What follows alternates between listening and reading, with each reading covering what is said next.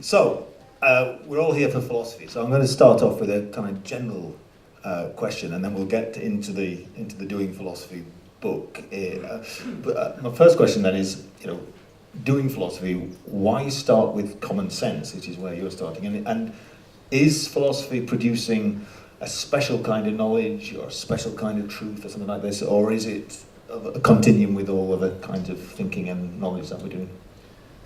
Well, first of all, I should say that asking questions is doing real philosophy if they're the right sort of questions. And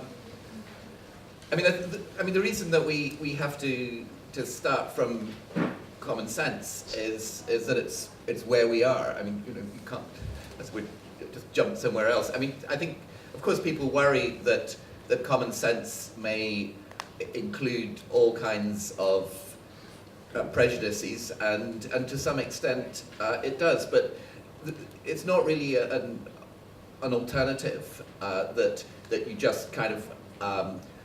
put all your ordinary ways of thinking on hold and then start again from scratch to think things through, because if all the ways of thinking that you start with are on hold, then you've got nothing left to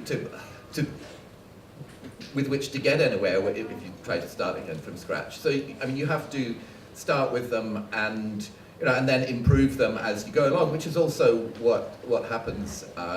in natural science. Although it's true that common sense, I mean, in other words, the kind of beliefs and assumptions and ways of thinking that are very widely shared in a society. I mean, there are prejudices and errors built into them, but there's also a kind of huge amount of knowledge that's there in common sense, which it would be silly to throw away. And of course, I mean, you might be a bit skeptical about that and think that we're just being too kind to ourselves. We're prejudiced in our own favour and thinking that our common sense contains knowledge. But I think quite a useful test of that is just to think about other species of animal where we're not prejudiced in their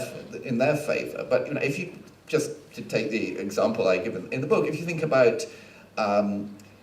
leopards and impalas, which are the kind of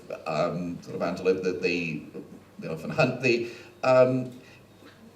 both of them have to have huge amounts of knowledge of their environment, of what's going on. I mean, if you're an impala, you need to know whether there's a leopard around, and if you're a leopard, you need to know whether there are impalas around, and so just in that kind of way, it's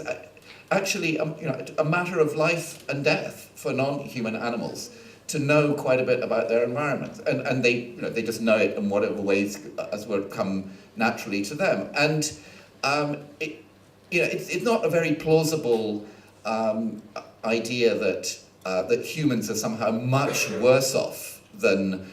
other species of animal in how much we know. So there's a kind of reason just from thinking about non-human animals for thinking that human beings do actually start with a lot of knowledge, and then we can use the knowledge that we initially have to kind of build on it and refine it. And I don't think that the kind of knowledge that we get in philosophy is something kind of radically different from other kinds of knowledge. In the same way that scientific knowledge in general is not really so different from common sense knowledge. It's just the result of starting with common sense ways of thinking and then refining them and applying them more carefully and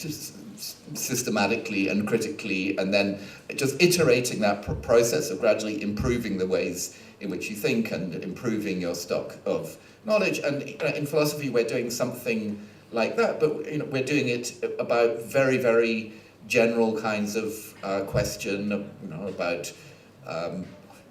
morality and about what the difference between good and bad reasoning and things like that. But it's not that there's any kind of radical gap between the kind of knowledge that people have in philosophy and the kind of knowledge that they have elsewhere.